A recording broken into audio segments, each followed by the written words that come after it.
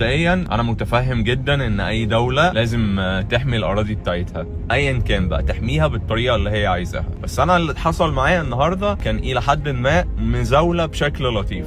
اسئله كتير جدا، انت منين، داخل تعمل ايه، بتعمل ايه في جورجيا، معاك اقامه ولا لا، شغال ايه في جورجيا. قلت لهم عندي شركه في جورجيا. قالوا لي عايزين عنوان الشركه ورقم التليفون، عايزين عنوانك ورقم تليفونك الشخصي، اخر 3 سنين ايه الدول اللي انت زرتها، الكلام ده كله. يعني انا كنت خلاص قربت ازهق، وكنت قربت اقول لهم هاتوا الباسبور وانا راجع جورجيا تاني خلاص. بس الضابط كان بيكلمني بشكل محترم جدا، فانا كنت مكسوف جدا اقول له هات الباسبور انا راجع. يعني كانت اسئله كتيره جدا، وفي عندي في الباسبور اختام كتير، وفي الشنجن، وفي فيزا شنجن ساريه وكده، وكتب ورقه طويله عريضه كده. قال لي خلاص يعني من حقك ان انت تدخل ارمينيا. جيت عشان اختم الجواز وانا داخل اسئله برضو تاني، وانت هتقعد فين في ارمينيا.